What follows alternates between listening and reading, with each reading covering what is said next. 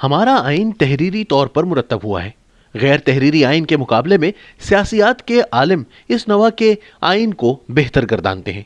دلیل یہ دی جاتی ہے کہ تحریری صورت میں لکھے آئین کی بدولت کسی ریاست کے شہری بآسانی جان لیتے ہیں کہ ان کے حقوق و فرائض کیا ہیں. اس سے بھی اہم تر حقیقت یہ ہے کہ تحریری آئین اقتدار کے ڈھانچے اور مختلف ریاستی عہدوں کے مابین اختیارات کی تقسیم واضح انداز میں اجاگر کر دیتا ہے. اس ضمن میں وزیر اعظم کو ہمارے تحریری آئین نے چیف ایگزیکٹو قرار دے رکھا ہے. اسے منتخب کرنے یا وزارت عظمیٰ کے منصب سے ہٹانے کے ضوابط بھی واضح انداز میں بیان کر دیے گئے ہیں. تحریری طور پر لکھے ان ضوابط سے ابہام کی گنجائش نکالنا ممکن نظر نہیں آتا. ہمارے ہر حکمران کو تاہم خواہ وہ منتخب ہو یا وردی میں ملبوس دیدہ ور ایسے نورتن ہمیشہ مل جاتے ہیں جو تحریری آئین کو بھی موم کی ناک بنا دیتے ہیں. ان دنوں بھی ایسا ہی کھلواڑ برپا ہے. رواں مہینے کی 8 تاریخ کو اپوزیشن جماعتوں نے باہم مل کر قومی اسمبلی سیکریٹریٹ میں وزیر اعظم کے خلاف تحریک عدم اعتماد جمع کروائی.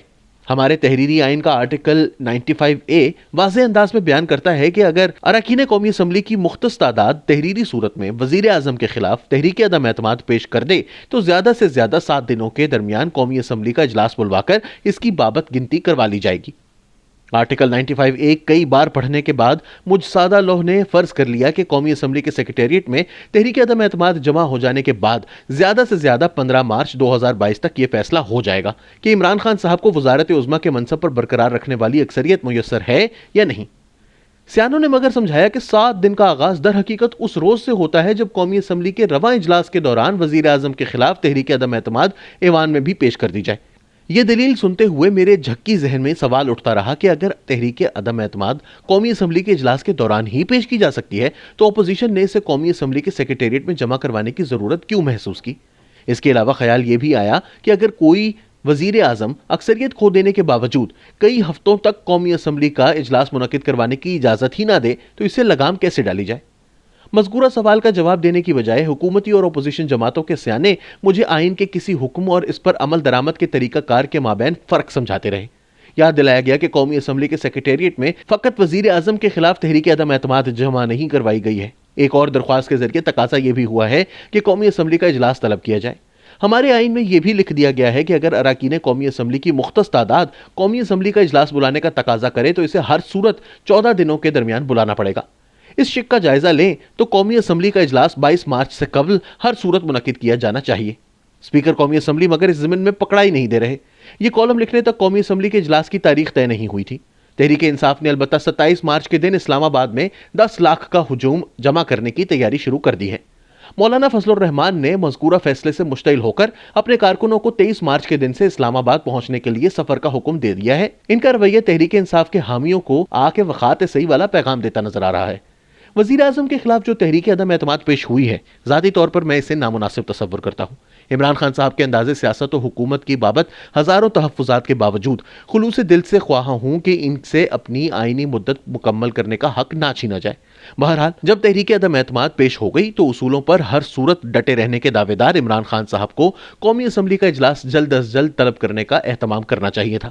اس اجلاس کے ذریعے وہ یہ میں ہوں اور یہ میرے خلاف تحریک عدم اعتماد پیش ہو رہی ہے والا پیغام دیتے. ان کے خلاف اگر تحریک عدم اعتماد کامیاب ہو جاتی تو اس کے بعد کو بکو جا کر عوام کو بتانا شروع ہو جاتے کہ انہیں ان کے منصب سے باہمی اختلافات میں تقسیم ہوئی اپوزیشن نے یکسو ہو کر کیوں ہٹایا. اپنے خلاف مبینہ طور پر متحرک ہوئے مافیا کو بے نقاب کرتے ہوئے یوں آئندہ انتخابات کی تیاری شروع کر دیتے. ان کی جگہ لینے والے وزیر اعظم کو ویسے بھی کئی مشکلات کا سامنا ہوگا.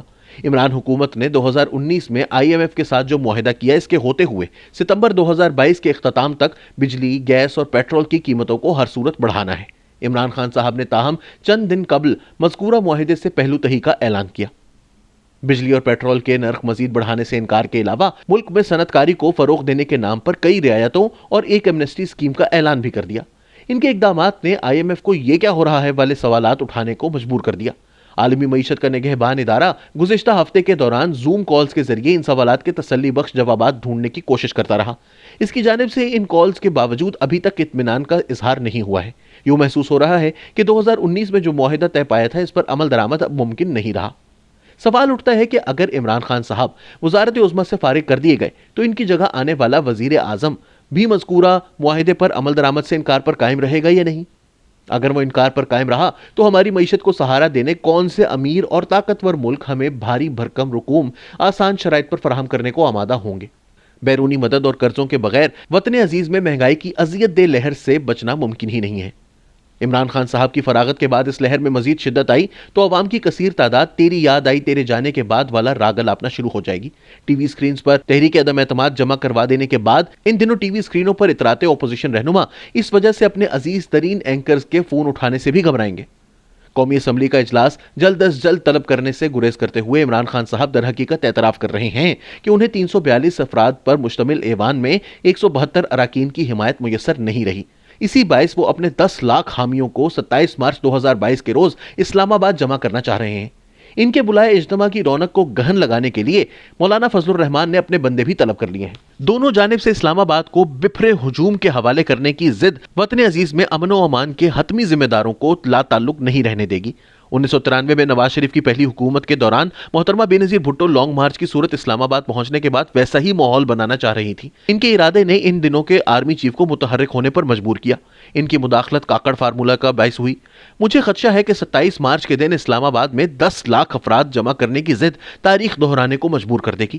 شنید یہ بھی ہے کہ اب کی بار شاید کسی کاکڑ کے بجائے عالم اسلام کے ایک بہت ہی با اثر اور مالی اعتبار سے فراغ دل حکمران کو متحرک ہونا پڑے گا، جو برادر ملک پاکستان میں ابتری اور خلفشار کی بابت پہلے ہی کافی پریشان ہے۔